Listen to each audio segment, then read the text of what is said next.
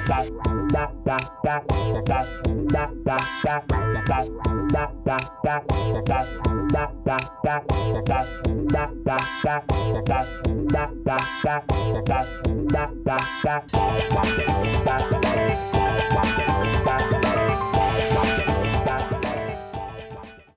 you find that the book itself was like a useful tool to have to help you get prepared for the roles? I think so. I mean, it's interesting because when you read a book, you already have an idea of how things would be played out a little bit. And it's funny because I think Lee writes so his writing is so simple but very specific. And you have a very specific idea of how each scene sort of was in his head, and I think they were very true to that when they filmed it. You know, no smoke and mirrors, no fancy special effects. It's exactly as he remembered it. Very clean and clear and honest, I think. Hey, hello! Welcome to Houston, home of the Oilers. Fantastic. My father had $50 1 year. You spent $500 1 day. This is your first acting role, Yes. right? Well, I was with the Australian Ballet Company as a soloist. I was there for 9 years, and I was performing my final show with the Australian Ballet at the Sydney Opera House. And I was performing the role of Clara in The Nutcracker, and I didn't realise that Bruce Beresford was standing in the wings watching my entire show. And then he knocked on my change room door at the end and said that he loved my performance and would I like to read for the role of Mary McKendry. Oh, wow. I said, absolutely. FILMINK's Weekly Top 5. Number 5, French horror film Martyrs. This is a thundering juggernaut of a film and an endurance test for the senses. Even a seasoned gorehound like me found this quite confronting. It's brilliant, but be warned, this is messed up stuff. Big thumbs up. Yeah, it's cerebral horror, which is a lot scarier than slasher gore.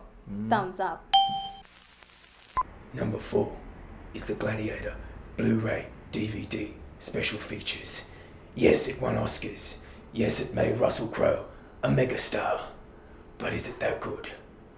I think Richard Harris... Oh, got it. It's a really good Blu-ray package, let's just put it that way. The film, you know, some people really like it.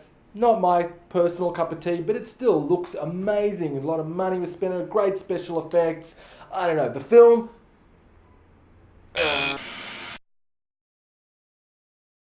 The most key thing in any film or in any play that you go and see, what an audience goes for is for emotion, right? And so I had to build the emotional line of the story. So when I started writing the script, the first 2 or 3 drafts, it was always literally from Lee as a little kid right through, because I wanted to build that through line so that I understood it, the emotional through line. When Bruce came on as director, we sat down and said, let's make it non-linear. Right. And so that meant, you know, changing the time frames, you know, going backwards and forwards. But you can't just do that sort of willy-nilly, you know, just do it randomly as such. You've got to make sure you do it in a way that it doesn't destroy the emotional through line, because that's why the audience is there. That's what they want.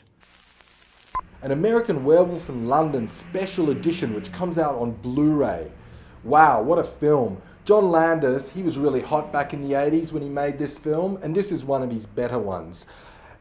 It stars David Norton as an American who comes to London, becomes a werewolf, causes all sorts of havoc, great special effects, and it kind of created the genre of horror that's funny.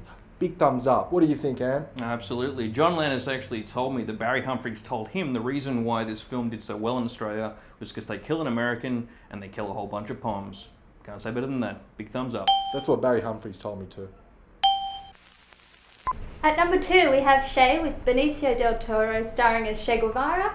It's a mammoth of a film, but it is magnificent. It goes for 4.5 hours, so withstand it. It's directed by Steven Soderbergh. I'm giving it a thumbs up.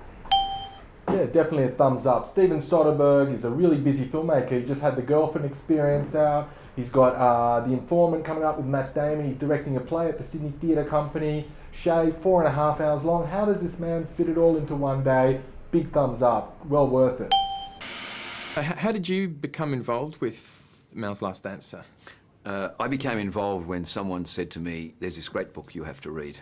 And I said, well, tell me about it, because people say that to you all the time. When they find out you're in the film business or you're a writer, they say, oh, I've got this great idea for a film, or there's this terrific book. And so I always say, well, tell me about it.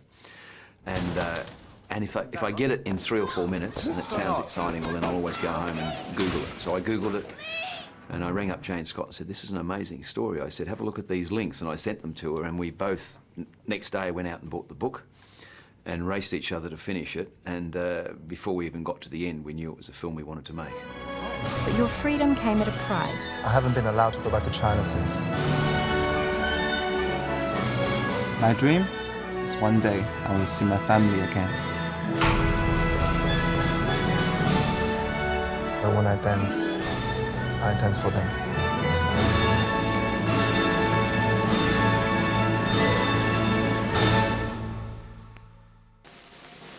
Number 1 this week is Mao's Last Dance.